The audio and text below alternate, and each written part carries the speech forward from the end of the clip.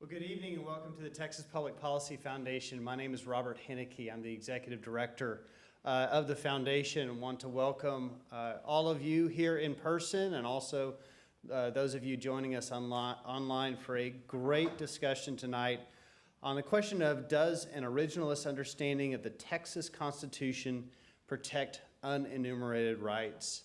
For those of you that have been with us at the Foundation before, welcome back. For those of you that this is your first time, I hope you will join us again for the great events and programming that we have here at the Texas Public Policy Foundation. Just a couple of quick notes of housekeeping before we begin our amazing program. First of all, men's and women's restrooms are down that way in the hallway. Second, food and drink is allowed in the theater. And really, if you want something else to eat or drink, feel free to get it and come back in. Enjoy the evening. We're going to have a great discussion.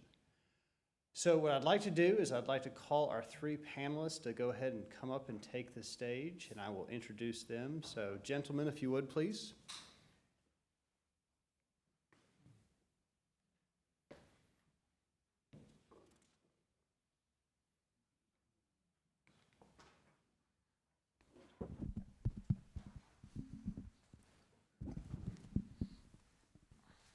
So welcome and thank you for joining us. I'm going to introduce our panelists and then also introduce our co-host for the evening, and we'll get started. But first of all, I'm very honored to welcome back to the Texas Public Policy Foundation Chief Justice Wallace Jefferson with us. Mr. Jefferson is now an attorney with Alexander Dubose and Jefferson. Prior to that, as you all know, he was the Chief Justice of the Supreme Court of Texas, appointing to that court in 2001. Without question, one of the best attorneys in Texas, and no surprise, has been recognized in that role as best lawyers in America from 2016 through 2023. Justice Jefferson's a graduate of Michigan State University Law School and also the University of Texas School of Law. And I think it's really cool that there is a middle school in San Antonio that is the namesake, the Wallace B. Jefferson Middle School in San Antonio. So Justice Jefferson, welcome. Thanks for joining us.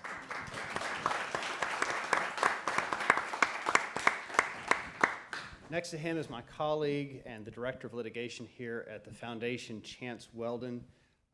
Before joining TPPF, Chance had served as a fellow with the Pacific Legal Foundation and also at the Institute for Justice. He has a law degree from the University of Houston, and he was awarded the Dean's Merit Scholarship for all 3 years. But I'm proud of Chance's work that he's done in defending the Constitution and litigating for liberty, cases you've seen in the news, but I would note his work during COVID on opposing the private employer vaccine mandate and also ending the eviction moratorium that were imposed during that, and some other great cases he's going to talk about.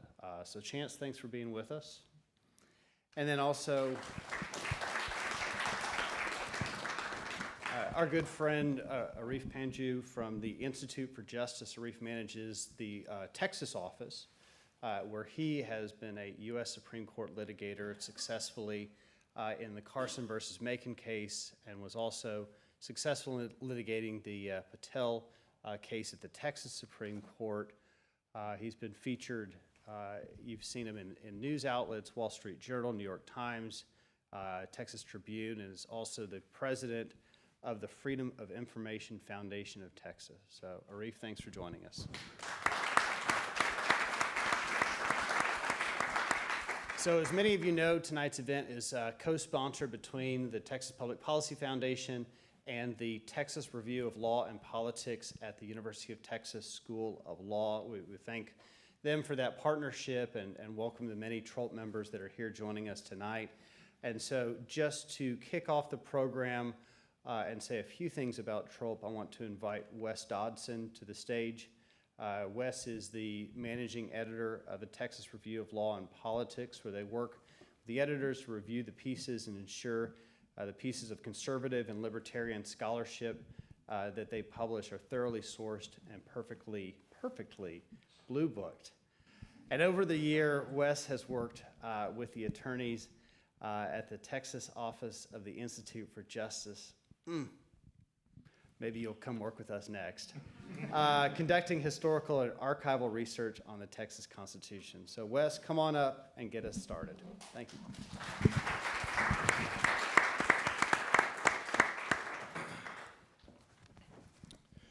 Good evening, and thank you all for coming. TPPF, thank you so much for letting us use this space. Our Texas founding fathers never intended for our Constitution to be an afterthought.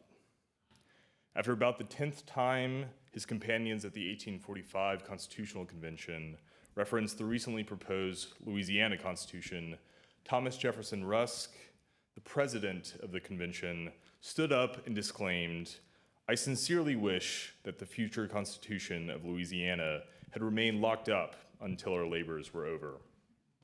We can reflect for ourselves and are capable of forming a constitution for ourselves." Likewise, at the 1875 convention, Charles de Morse reminded his peers that while everyone admitted the wisdom of the principles of the Constitution of 1845, the delegates were sent not to reenact that document or any other instrument, but to make a constitution according to their own best lights on the subject. You see, the delegates at both of these conventions thought that they were doing something important. They thought they were framing a fundamental law for Texas suited to the unique needs of Texans. They thought they were putting into words a heritage paid for at the Alamo and secured at San Jacinto. And they said as much. After finishing their work at the 1875 convention, the delegates appointed a committee of 12 to prepare an address, which would be setting forth the leading principles of the new Constitution, the reforms provided by it, and its claims to the approbation of the freemen of Texas. As the other delegates left the convention and returned to their families, these 12 remained, laboring over how to convey to the ratifiers the essential nature of the document they would soon decide to accept or reject. And what they said in that address is that by ratifying the Constitution, Texans would secure and enjoy the priceless legacy left to us by our fathers of 1776 and our fathers of 1836. In other words, the delegates were telling the ratifiers that we, Texans, are, as then Justice Willett put it, doubly blessed, living under two constitutions, sharing in two unique heritages. But for the last century or so, we have counted only one of these blessings.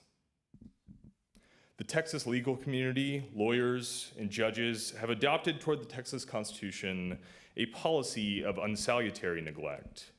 Instead of asserting the protections of our own fundamental law, Texas lawyers have often relied exclusively on the protections of our federal Constitution. And even when Texas constitutional challenges have made it to the courts, Texas judges have often engaged in lockstepping, grafting the federal Constitution onto our own. As a result, we have largely forgotten the meaning of our own Constitution. Just last year, the Texas Supreme Court remarked that even as we approach the 150th anniversary of our current Constitution, we still do not really know what some of its fundamental provisions mean. The Texas Review of Law and Politics is committed to changing that. In the pages of our print journal and with events like these. In the last volume, we published Lone Star Originalism. In that piece, Holden Tanner provided a roadmap for lawyers, scholars, and jurists interested in researching the original meaning of the Texas Constitution. After publishing that piece, editors at the Review began coordinating this event, where two practitioners with experience researching and litigating under the Texas Constitution will discuss putting Lone Star Originalism into practice.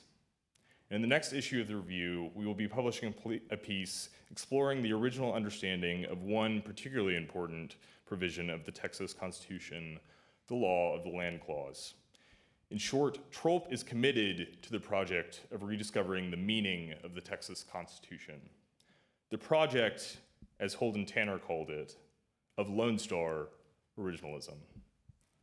Now please welcome me in inviting these panelists to start the discussion. Thank you so much.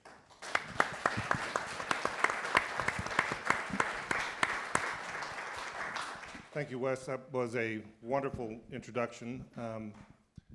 There, in many of the opinions when I was on the Supreme Court, and before and after, we would drop a footnote at the bottom of the page when there was a constitutional question at issue. And that footnote would say, the parties don't identify any difference in analysis between the Texas and the U.S. Constitution, so we will review this as if it were a federal case and look at U.S. Supreme Court precedent and Federal Circuit precedent on the question.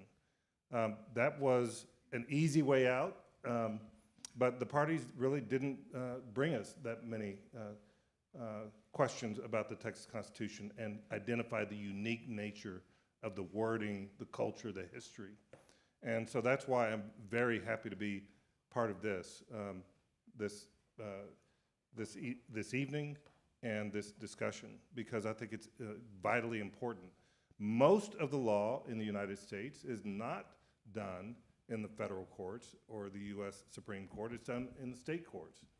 And I think there is a burgeoning view that those state court the constitutions and their common law traditions are going to be important in resolving many of the disputes that occur between our great citizens. And that's why we should pay attention to them. And what is the process? How do we analyze what a constitutional provision means? Well, what you're doing here, both the review of law and policy, this foundation, and the Institute for Justice are going to give us the means by which we can adjudicate these disputes. And we've got great panelists here to share their thoughts. We've spoken and we've agreed that we're going to start with introductory comments from Chance and Arif, and then go into a second phase where we talk about what are the sources of constitutional review in Texas. Where do you go to understand what the original meaning of the Texas Constitution is? And then what are the practical areas in which this litigation is going to be important? This term in the Supreme Court of Texas and in the coming terms. I would like for you to identify some of the areas where this is going to be rich litigation for Texas. So that's what we're going to do, and then we're going to end with a question and answer session. And I hope, and I've been told, that you all are very eager to ask questions and to challenge some of what you hear today, and I hope that is true. So we'll begin first with Chance, who will give about 7 or 8 minutes or so, an introduction into the concept, and then we'll move on from there. Chance. Thank you, and thank all of y'all for coming out to our Liberty Palace, as we like to call it. Glad for y'all to be able to use the space, glad to be part of this conversation. I think it's a really important conversation to get to the original public meaning of our Texas Constitution. As was said earlier, we are doubly blessed to live under 2 constitutions. And I think it's important so often now, particularly even within the conservative legal movement, there's talk about whether or not textualism or originalism or doing this sort of hard work is just bare proceduralism. But I think there's an inherent morality to it, because whenever we created a constitution, it was a contract. And understanding what the terms of that contract mean and making sure that we abide by that contract, I think, is important. Now, really, this conversation about Article 1, Section 19, I think really falls into 2 buckets, to use the buckets analogy. First, the question becomes, does Article 1, Section 19 protect unenumerated rights at all? That's the threshold question. Is it a procedural requirement, a bare procedural requirement, as some have suggested, or does the original public meaning of Article 1, Section 19 allow for substantive review and to provide substantive limitations on the legislative and executive power? And then the second bucket is, if it does provide substantive protections for unenumerated rights, which rights? And that's going to be a more contentious fight. But I'm going to spend the first part of my time here, I think, speaking mostly on whether or not it provides substantive protections at all, because I think that is the threshold issue. And I think there are two ways you can look at this. First, you can look at the immediate post-ratification history, but to a certain extent, that post-ratification history is conflated with federal law, because right about the time, 1875, that the Texas Constitution was ratified, is right about the time that the United States Supreme Court began to apply substantive due process under the 14th Amendment. So by the time the 20th century rolls around, it is well established that Article 1, Section 19, which was being interpreted like the 14th Amendment in many cases, did provide substantive protection. So the post-ratification history is very clear. We've been providing substantive protections under Article 1, Section 19 for a long time. The question becomes then, what about the pre-ratification history? What did the people who ratified Article 1, Section 19 think that they were creating? And I think you can go back all the way to 1813 when you look at other state courts, and what you'll see is that these courts were applying substantive limitations to the legislative power under state provisions that were known as law of the land provisions. It's a term that was carried over from Magna Carta. And I'll give you an example of just one of these cases and then some of the other cases that are like it, because I think it's instructive. It's Chancellor Kent up in New York. And he was a known law professor. He coexisted at the time of the founding. He was an early jurist. And he was faced with a case about a piece of legislation that took property rights. In this case, it was water rights from private property owners without compensation. But the problem was at the time, New York's state constitution did not have a takings clause. And he held that the United States Constitution's takings clause did not, of course, apply to the states at the time. Now, there's a certain view of originalism that would say, well, that was the end of the analysis, right? He must just, I guess, you lose your property, guys. But the New York Constitution at the time did have a law of the land provision. And he said that that term carried implicit limitations on the legislative power, that just because the legislature passes something, that doesn't convert it into the law of the land. It had certain implied limitations carried over from common law, carried over from Blackstone, carried over from Magna Carta, and one of those limitations was that you can't take private property without compensation. So even though there wasn't a takings clause, and you're talking, within 20 years of the founding, state courts were applying these sorts of substantive limitations. And New York wasn't the only state. North Carolina applied this, Georgia applied this, Tennessee applied this. In fact, there was a debate in Tennessee in the 1850s by their Supreme Court, where the government had actually made the argument that the due course of the law of the land was effectively whatever the legislature passed.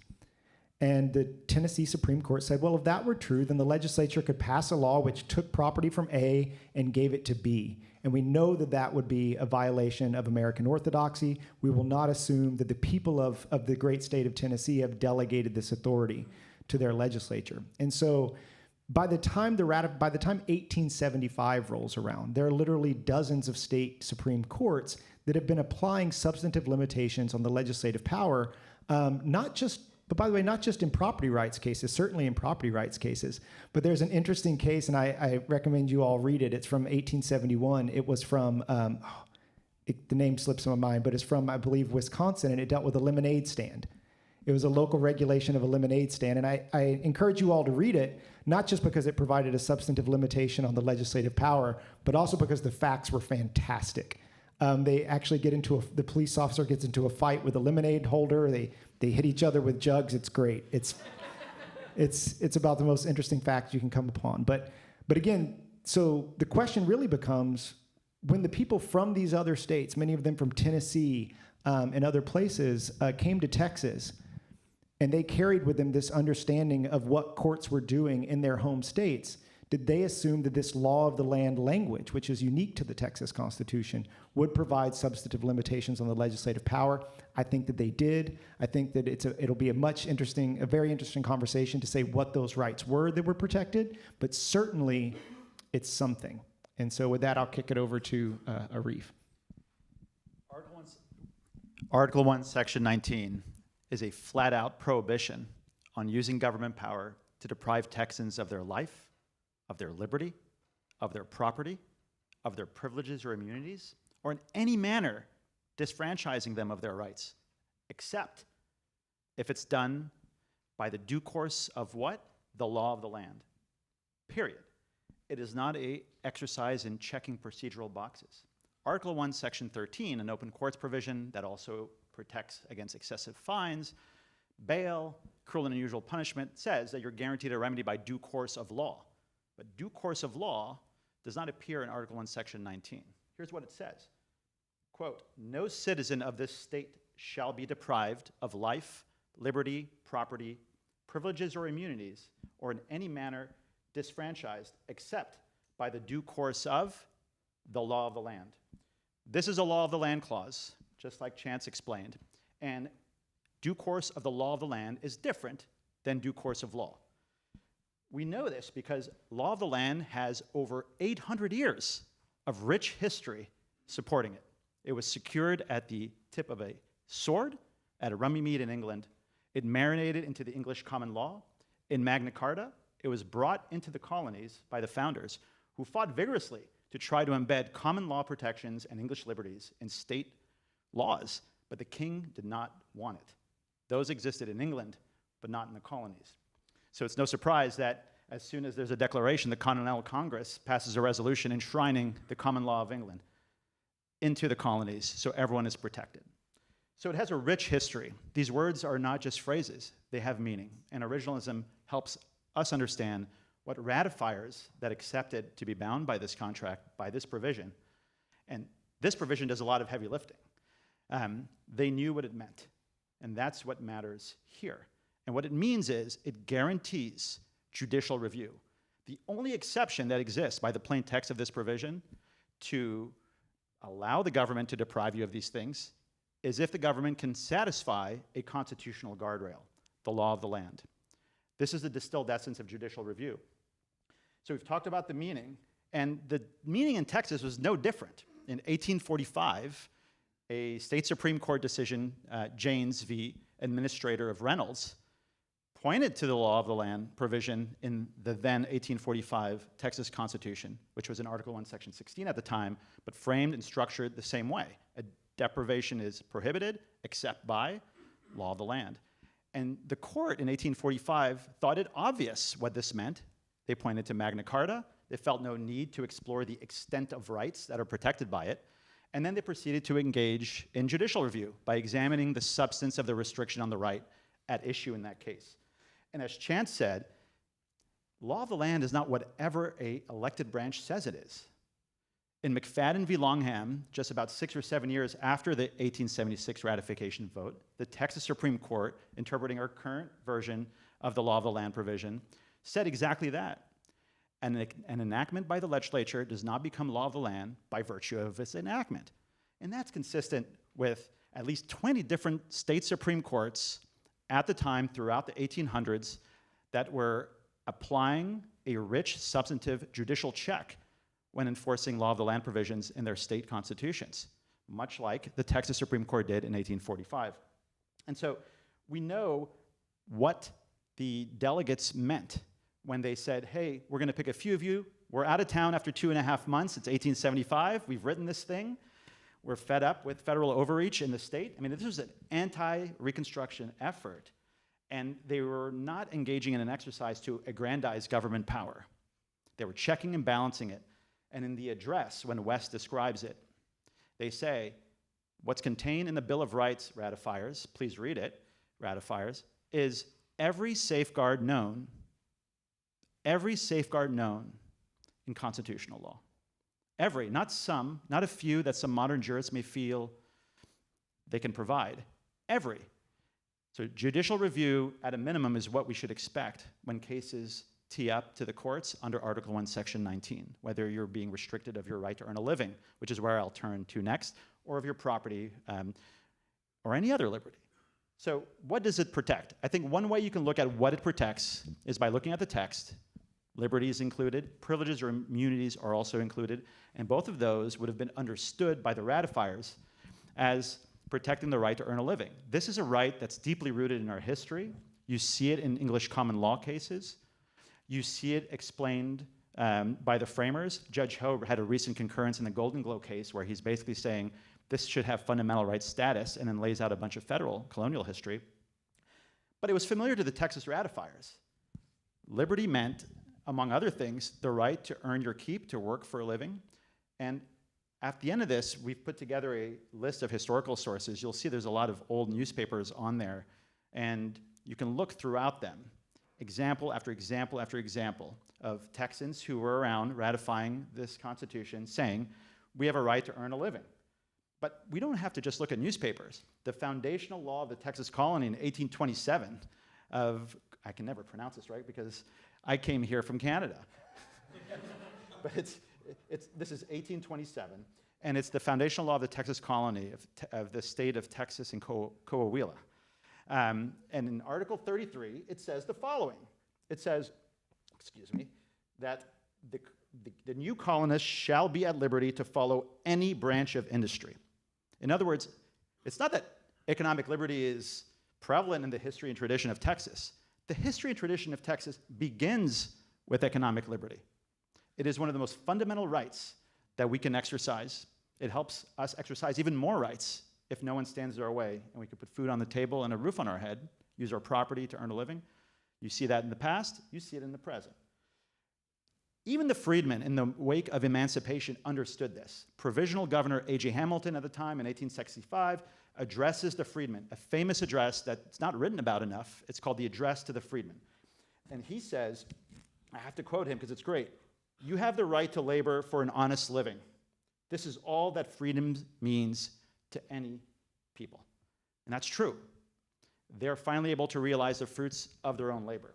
The idea that the right to earn a living is not protected by the word liberty, which was commonly used to explain this particular right, is wrong. It is protected. It's also a privilege or immunity, and I'll end there. Privileges or immunities is a legal term of art. And a couple of years prior to the 1875 convention, there was a case in the US Supreme Court called the Slaughterhouse Cases, which in my view gutted the privileges or immunities clause of the 14th Amendment. The court basically said, this is federal, there's only a few federal privileges or immunities. You states, this one's for y'all. You take care of these privileges or immunities. And in that case, the case was about the right to earn a living with slaughterhouses along the Mississippi near New Orleans. And sure enough, I think it was Justice Miller who wrote that opinion. His brother-in-law and lifelong friend was a delegate of the Texas Constitutional Convention. He's not the one that added or immunities to Article 1, Section 19. That was William McLean, a congressman at the time who participated in the debates in Congress about slaughterhouse. He inserted it. But Ballinger, the brother-in-law of Justice Miller who wrote Slaughterhouse and his lifelong friend, would have known this because he offered something else afterwards that strengthened it even more. And so we can look to history and tradition, we can look to cases, we can look to what was going on at the time, but ultimately what matters most is what did the ratifiers think? Whether the ratifiers were eliciting someone who was right or wrong is irrelevant. If they believe what they were subscribing to for themselves, not just them, but their future generations and their grandkids would be subject to these provisions, what they thought it meant is what matters. And what it meant is you have the right to earn a living, and when the government restricts it, you can expect meaningful judicial review of the substance of that restriction in every case. And in Texas, in 2015, the Texas Supreme Court, in the Patel v. Texas Department of Licensing case, put an end to federal lockstepping. And federal lockstepping took 7 decades to get rid of. There were different federal lines of cases, watered-down tests where the government can just speculate about why a law is legitimate, and that can carry the day. Well, that's done. And when the Texas Supreme Court says federal lockstepping is done, we have the room now to explore these provisions, to look at the history and tradition, to really reinvigorate the constitutional protections that the ratifiers believed would exist for us and for everyone that comes after us.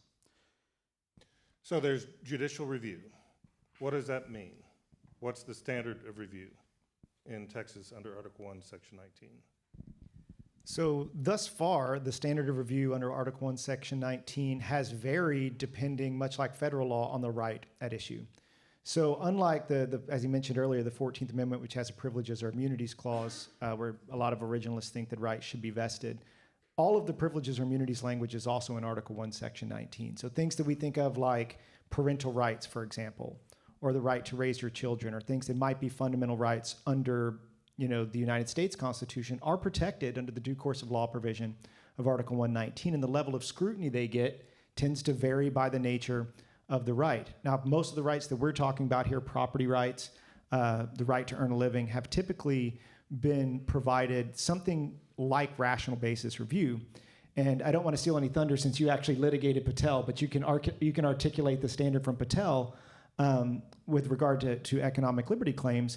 But Patel was pulling from an older line of cases where you have not just rational basis, which is an evidence-based rational basis, a sort of rational basis with bite, but also a proportionality analysis on the back end to make sure that the real-world effects of the law are not disproportionate to the benefit, the public benefit. And that's something that had occurred in property rights cases for many years, but was expanded and finally codified clearly, I think, in Patel, and I think you can speak to that better than I can. Yes, and when you do, can you kind of give the Cliff Notes version of what was at stake in Patel, and then also answer the question, what is the standard of judicial review in cases like this? Patel is a case we took on behalf of a group of eyebrow threaders and business owners who were put out of work when the state started enforcing a licensing scheme for estheticians, for facialists, sorry. And even though that licensing scheme never taught nor tested eyebrow threading, so they were put out of work. And we argued, we lost in the lower courts, but we won in the Texas Supreme Court, and we argued that there are three lines of cases here. There's these federal cases where the government, has maximum deference. Judges will just defer to their, and the government can speculate about what this law is accomplishing. There's kind of this middle road. We need to find whether there's a logical connection between the law and the government's interest, but we can look at evidence to get there. It has to be kind of grounded in the real world. It can't just be fantasy. And then there's an older line of cases, the real and substantial analysis, which also sometimes would include a burden analysis. Is this so burdensome as to be oppressive? Can we really force eyebrow threaders to stop working, force them to take cosmetology school, not learn eyebrow threading, to take tests that don't test eyebrow threading just so they can go an eyebrow thread? And eyebrow threading, I know way too much about, but it's to shape eyebrows using a piece of cotton thread. The answer was a resounding no. Texas has its own independent test. It always had before the federal jurisprudence kind of infected the case law. And it's no surprise that it did. This came out of the 1930s, kind of progressive expansion into the economic sphere, also led, unfortunately, to kind of a ratcheting down of protections for property rights and economic liberties. And so you saw these three lines of cases in Texas case law. Patel got it right. The Texas Supreme Court got it right, and you have to have an actual rational connection to the purpose of the law and also the actual real-world effect of the law. So we're in reality land here. Has to have a connection, a logical connection to what the government's trying to accomplish. And even if it does, courts must look to see if the burdens are so burdensome as to be oppressive. And these types of inquiries you can find, especially, what's effectively being done here is that judges are engaging in a genuine pursuit of the truth on the basis of actual facts and evidence. They're being judicious. And that's what you see throughout the cases in the 1800s in law of the land clauses. Was the court unanimous in Patel? So the court was 5 on the majority, 1 on the result, concurrence, and then there were 3 dissenters. And what was the dissent? And the dissent was, look, federal rational basis is fine, as long as the government can say, basically, health and safety, who are we to say no? In other words, maximum deference. And the problem with that is, if you defer blindly, you're not interpreting the provision as an outright, flat-out prohibition on depriving liberty unless it meets a standard. You're basically acquiescing and saying, well, the political branches, we'll defer to them because they're the ones that have decided to go this route. Now, they have a lot of power, the other branches, but so does the judicial branch. We are guaranteed a Republican form of government under Article 1, Section 2, and the transgression of high powers, and that phrase actually appears in Article 1, Section 29. When that happens and it violates anything in Article 1, where our clause that we're talking about is in, that's void. In other words, the structural composition of our Article 1 of our Constitution is that we protect people and liberty. The default is what the government can do to violate it. So in other words, deference doesn't really fit within that structural frame. And so that's what happened with the dissent. And the majority opinion by Justice Johnson is well-reasoned. It doesn't dive so deep in the history because we're not looking at the grounding of the clause, but we're looking at the three tests. But he says something really profound. He says, when we're dealing with constitutional rights, deference is necessarily constrained. So you have to constrain it, but it's necessary to constrain it. This is a co-equal branch. We have to look at the record. We have to look at what is actually happening to these Texans in the actual real world. We can't just let the government speculate as to what it's trying to accomplish when the result is that people can have their rights violated and we should turn a blind eye. So that's in a nutshell what that case was about. And so now we have an independent test that is one of the strongest tests in the country for economic freedom in Texas. So all of these tests and assessments of deference or no deference depend on what the language in the Constitution really means. Where does it come from? We've had some education about that, but I'd like to turn now to what are the sources that give us the ability to define what the original meaning was when the Constitution was adopted. And if you can talk a little bit about your methodology. I mean, how do you go about researching this? Where do you find evidence? You know, we don't have Federalist Papers here in Texas like the U.S. Constitution can, you know, rely on and look toward. So how do you do the research in this area, Chance? Yeah, so like anything, a constitution, like any contract, you have ordinary plain language and then you have other things that are terms of art. You know, when you have something like the law of the land provision. So one of the things that I always did at the very beginning is to go into my Lexis, which is a research engine for lawyers, and I set the timer way back, you know, so I don't get any of the new stuff. And I set it at the time that I want to see, and I start reading those cases. That's the first thing that I do. Aside from that, because you're going to look at what the way the courts were interpreting those provisions at the time of ratification, which in this case would be 1875. Additionally, what I would do is I would start looking at the treatises at the time. For example, you have the Cooley treatises, you have the Dillon treatises on nuisances, you have various other treatises. And of course, we don't have the Federalist Papers, but we do have one recording of the Texas Constitutional Convention, which is the McKay recording of the Texas Constitutional Convention, the notes from the convention, which were published in 1930, I believe. Yeah, the debates. The debates. Yeah. And we have that, which is good to mine as well. And of course, you know, like any good originalist or textualist, find yourself some old dictionaries. You know, like sometimes words change meaning over time, and it's important to dig out those old dictionaries. And I got to tell you, the resources available at the Charlton Law Library, the resources available down here at the Texas Supreme Court's Law Library in the basement there, they're great for old dictionaries, and they'll be really excited to dig those dusty things out for you. They're happy to have someone in the room. And but I think we also have we also have some resources that are available here that we've made in the form of a handout that we should have given you guys out tonight, which should be helpful as well. But Arif may have some other ideas. Yeah. So one thing about the Texas Constitutional Convention of 1875 is they were very thrifty. They got out of there at 80% of budget. They did not pay for a stenographer. So and they were out. You know, they left the delegates to draft the address in a committee, and then they were out in 2.5 months. But we have the journal of the convention. We have the compilation of debates from McKay. And there's a great book called 7 Decades of the Texas Constitution. You can still find copies on Amazon, and they'll show up in this really old kind of binding that people seem to have. And it's fantastic, a historical account of the years leading up and what happened at the convention. Like everything, there's a lot of stuff going on that's bubbling. And so it helps kind of reveal, because you have to marinate in this stuff and read a lot. I agree with Chance.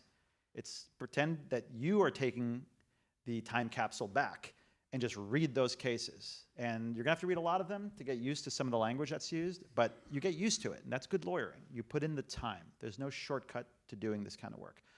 Another great resource, in my view, especially if you're looking at interpretation of certain words, what did the ratifiers of the time think liberty meant? Life, property. I think you can look at what ratifiers were saying in newspapers, because they were saying stuff in newspapers. I think you can also look to courts to see how they were treating those terms.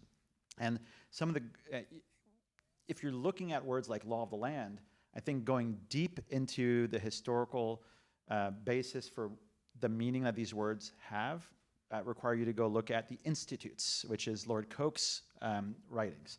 You can look at old cases from the common law.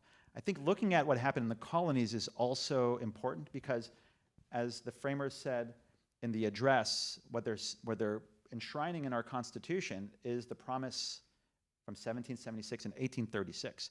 And one thing we know about the colonies is that they really wanted these English liberties and common law protections. And if they want a lot of those protections, you got to understand what was going on there. They weren't getting them, they wanted them. And there's a great source, and you'll see it on the list, from William Penn in 1697. He wanted to write about Magna Carta and provide legal commentary because there was not that many law books. So the great privilege of liberty and property being our birthright is the first publication in the colonies of Magna Carta and a commentary by William Bradford in Philadelphia.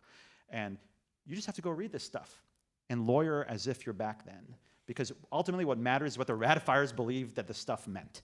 And that's what it was according to the Texas Supreme Court in the 1800s, and it's exactly what you have to look through that lens according to the Texas Supreme Court in 2021 in Ray Abbott. So I knew this would happen. I mean, there's a lot of information here, and we are rapidly getting through our time. So I want to turn now quickly to the Texas Constitution is not only about eyebrow threading. There are a lot of new and emerging and very important disputes that are either currently in litigation or maybe on the horizon. And so I want to ask you both about the practical aspects. What do we take with this information about this constitutional provision and apply it to the disputes that face Texans every day? Chance? Yeah, absolutely. Thank you. We see this come up a lot in the zoning context. Texas, the Texas Constitution with regard to zoning is historically been different with regard to property rights than federal case law.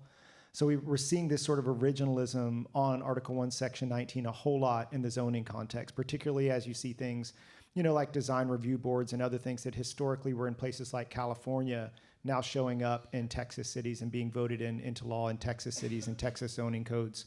You're seeing that a lot. I think economic liberty cases, right to earn living cases, those cases, we see those percolating up. But honestly, as I spoke about earlier, Article 1, Section 19 is where all of the unenumerated rights are vested. So as we're seeing things about parental rights, about anything that might be an unenumerated right that we hold dear as Texans, that's where this litigation is going to take place, is primarily under Article 1, Section 19. So, yeah, I agree. And I think the practical implications are, if you go 70 years of not having a meaningful check, and especially in the economic sphere, you see a lot of overregulation. One area is occupations. 1 in 3 Texans needs the government's permission to work. That doesn't mean that we have to license every single occupation. We don't license car mechanics, and we trust them. When we put our babies in metal vehicles that go 80 miles an hour, they don't need the government's permission to work. They have voluntary certification. So there's room for regulation, but perhaps not the most restrictive form of occupational regulation, which are lobbied for by trade associations to limit competition and raise prices. So one of the biggest implications, I think, will be in economic protectionism, highly regulated industries where you have kind of concentrated benefits on those that have the financial means and incentive to lobby for restrictions that help them limit competition. I think we can look forward to having fewer of those if we have the right check in this space. And that impacts everything from healthcare to innovation to the most basic occupations like barbering, which is a lost art in terms of the mentoring kind of aspect of teaching barbers. You now have these schools that highly regulate the profession and have, frankly, just put burdens in front of people that could have really nice careers. So it affects all sorts of occupations, but also industries. And that's where I think things will move if we become a little bit more free now with a meaningful check in the economic sphere from And I will just say, to expand this a little bit outside of Article 1, Section 19, there are other provisions in the Texas Constitution that have analogs in the U.S. Constitution, but the wording is different. on free speech or on takings clauses and many others. And this is another area, just to explore. If you've got a case that is that brings up one of those issues, what is the original meaning, and test it out. And I think it's still probably true, although the court has been looking at the Texas Constitution more. But unless the litigants bring it up, it is rare that the court would take it up on its own. I think our time for our opening remarks is over, but we have microphones out there for people if you have questions. We'd love to have them from the audience. Just raise your hand and someone will come by with the microphone. Yes. I think the example of restrictions on occupational licensing is really fascinating. Other than kind of the right to earn a living, certain parental rights, could you give other examples of, unenumerated rights that are likely to come up before the courts now, just in a practical sense? So I think there's a scope of protections that exist under petitioning. The petitioning clause of the Texas Constitution is particularly robust and has implications on everything from immunities to seeking a remedy. There's actually a great forthcoming note from Wes Dotson on that, and with a lot of the great rich history. I think the assembly provisions are profoundly important. We have a much stronger, and Chance knows this because he secured this in the Austin Court of Appeals, a stronger assembly protection than the federal analog, even in the economic sphere. And I think this came up in a short-term rental challenge against the city of Austin. And you see the court looking at and embracing this Texas-specific language in our Constitution that provides richer, more robust protections. So these are a couple of examples of clauses that have been understood to provide all sorts of protections. The petitioning clause in particular is powerful. When Texas became a state and then later became a member of the Confederacy, there were people that were farming, that were earning a living and owned property that weren't white, they were black. And they had to petition the legislature to say, hey, I'm being told to leave here within X number of, by this date, or else I lose my personal liberty, my property, and my livelihood. And some of those petitions were granted, so they remained free and property owners. Petitioning is important, and it guarantees that you're gonna get a redress, but this is not just political petitioning. This could relate to core rights.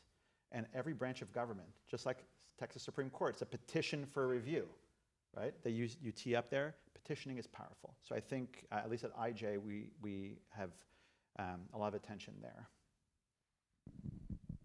Yeah, I think he brought up the assembly clause. We had an assembly clause case a couple of years ago against the city of Austin where we, as the former Chief Justice pointed out, we saw something different in the text. The text of the assembly provision of the Texas Constitution was different. And we said, well, seems like no one's written on this yet, so we'll see if we can get the court to opine on what the original public meaning of it was. And we did, and it was a beautiful opinion by Judge Rose. But I think a lot of this stuff is like going out and looking for where the text differs from the federal Constitution, looking for the type of footnotes that Justice Jefferson was talking about. It was originally a footnote about the police power from Justice, at that time, Justice Willett, that actually got us down the road to looking at short-term rental regulations. And so, yeah, I think just looking where the text differs. Yes. Thank you. Can you discuss some of the other aspects besides the strict sort of economic liberty of like the right to earn a living, but other areas where there have been times of overreach, like in perhaps eminent domain or civil forfeiture? Absolutely. I just got out of a really long trial a couple months ago in Harris County where we're taking on that forfeiture machine on behalf of a client that's a truck driver, and the jury said, well, it doesn't look like this is any money laundering or any bad, but we believe the government that maybe he was on his way, he had too much cash, maybe he was on his way to do something illegal, so that's enough, take his money. And we're taking that up, and that's because protections under the takings clause for eminent domain or under the law of the land provision in Article 1, Section 19 provide protections for property. I think that justices like Justice Blacklock has been vocal, and rightfully so, that we have amended our takings clause after the Kelo case, which was a case involving the taking of land to hand to a private developer, so private hands to private hands. That's not public use. and has argued in concurrences and in dissents that we need to get our arms around this provision and look at everything. It's a unique provision. It's been amended by the by Texans, and it should provide robust protections against eminent domain abuse. Still, that has yet to happen, but he rightfully is calling for that. And I think Justice Young as well, in a recent concurrence with a denial of review in the short-term rental case against the city of Grapevine. And I also think that in the civil forfeiture context, you see property rights and due process mixing in with an illicit profit incentive where DAs and local police departments can get to keep the proceeds of civil forfeiture even when there's no arrest or conviction. They just take the stuff and you have to prove your property innocent. The burden is so low. And I saw it firsthand in a week-long trial. So much so that the prosecutor actually leaned on our client's family and showed up unannounced even though they've sued her on a class action. So the type of profit incentive that exists in civil forfeiture obviously violates due process and property rights. And when you see these things happen to your clients, you know that you got to keep pressing and take these issues up along with doing all the work that's necessary to ground these protections for everyone as deeply as possible and consistent with what the ratifiers expected. There's no way that someone ratifying the Texas Constitution would have sat across the table before voting and he's told, you know, we may not arrest you or convict you, but we can take your money. And then also the local department can keep most of the proceeds. And they'd be saying, yeah, okay, I guess that's not a constitutional violation. Let's ratify this thing. Of course they would say, are you kidding me? And so it's important to get these right, but I think there'll be implications in that sphere. Eminent domain and civil forfeiture and broadly more property rights and due process and profit incentives. Executives do a lot of important work. I have a lot of friends that are government lawyers, noble people. You want to entrust the best people with the levers of government power. You want to have them there. And having a profit incentive kind of bake in where you can actually have a financial incentive to exercising executive power as opposed to just keeping the money with the legislature where they're accountable is something that needs to be addressed here and also across the country. You both mentioned several justices by name who have taken up some of these questions.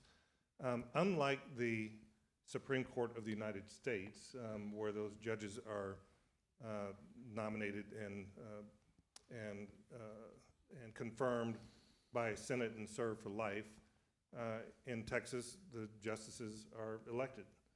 And as a result, there's a fair number of turnover among the court.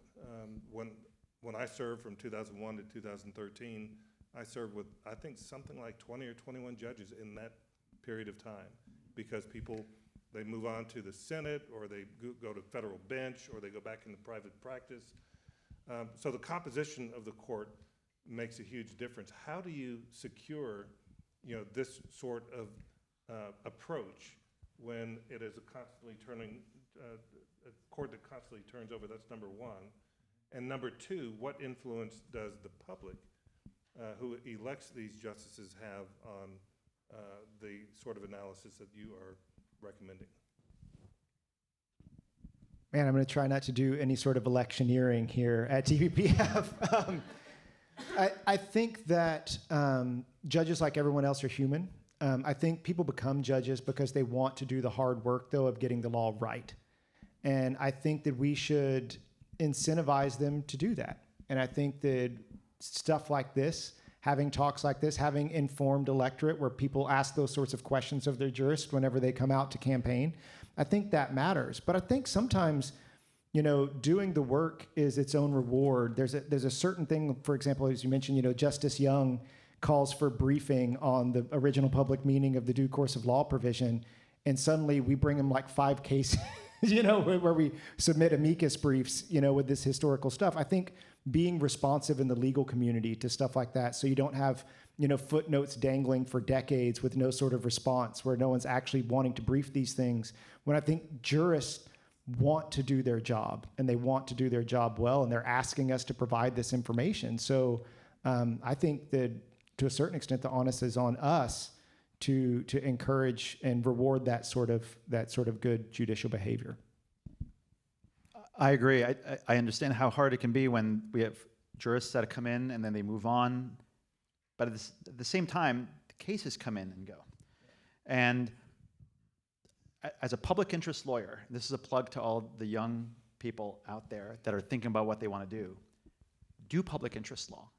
You can really change the world you live in for everyone. And it's one of the most deeply satisfying things you're ever going to do. If you want to care about the Constitution and liberty, you can do that all day. You'll geek out like Chance and reading all kinds of stuff.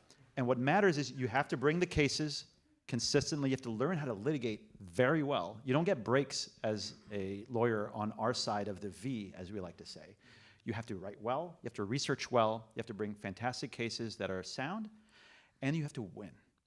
And once you win, and you set precedent, that helps all the jurists that come through, especially when you brought a great case with a great record, great briefing, and then you have jurists that are, on their end, engaged on the constitutional question and take the time to write great opinions or concurrences. And concurrences and dissents are important because they reveals a line of thinking, and that as public interest lawyers, we pay attention to that as well. And so if you're thinking about what to do, a lot of people can make a lot of money. But you'll make plenty of money and be completely satisfied with your life and actually have a meaningful impact if you dedicate yourself to something you really care about. So for some people, they work because they're motivated by doing the best for the state, and there's some really great lawyers there. And for people like me and at IJ, this is a calling for us. We have it here. And those are the type of people that litigate at IJ. And when we make it up to the US Supreme Court, our goal is not just to help our clients, to help everyone after us. So the cases we bring are designed to help everyone in addition to our clients, not just them. We have time for one more question. Yes, there's another question here. Go ahead. Are textualism and originalism largely identical in the Texas context, or do you see areas in which the two principles might be in tension or even clash? I would say that, all textualists, let me do it this way, all originalists are textualists, not all textualists are originalists. Sort of a squares and rectangles sort of thing. You can be a textualist and not care about the original public meaning. I don't think that's a very honest form of textualism, but it does exist out there. But originalism is just being a textualist where you care and you're looking at the time period of ratification to say what was the original public meaning at that time. Now, there are other variants of originalism. For example, some look to original intent. It's largely out of vogue in the originalist community to look at original intent as opposed to original public meaning. But those are out there. But I would say that all originalists are textualist, but perhaps not all textualists are originalist. I agree. I think that this is judging. It's about judges being judicious. So if I look at a case from the 1800s like Carr, and they say, look, we give these words the meaning that the ratifiers would have understood, and I look at cases in 2021, and the Texas Supreme Court says the same thing, then I'm going to focus on the text and also what the ratifiers would have thought it meant. There's no reason to overcomplicate it with a bunch of canons and methodology. You can over-methodology your inquiry so that you end up confining liberty small and expanding government power, or vice versa. What you ultimately want to do is get it right and understand that what we're dealing with, as Sam Houston explained with the Law of the Land Clause in 1845, it's the charter of our liberties. And so I don't think you can get more straightforward than that. For us, we think that you have to look at what's happening when it was ratified, what people understood, and if you're on the scale, you should defer to liberty because the structure of the Constitution appears to do exactly that.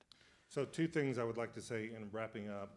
One is outside somewhere, I think, is this document that has Texas constitutional research sources.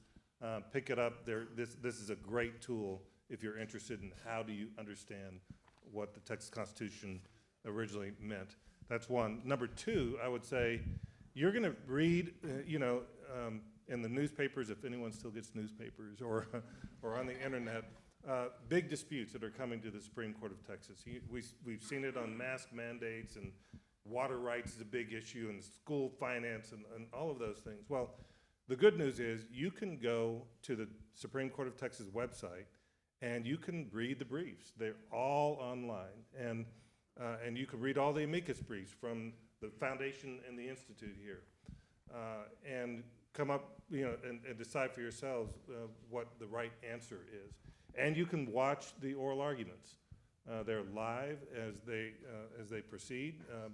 And they're posted on the website, and they're archived. And so if you're interested in getting more information on how the Supreme Court operates, that is a rich source to do so.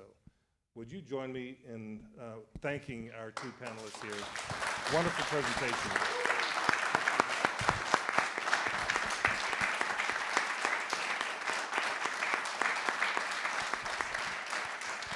And thank you to our host, the Texas Public Policy Foundation. And I guess no one's coming up, so I will say that we are adjourned. I don't have a gavel, but you can all go out and enjoy the food and wine and water. Thank you very much.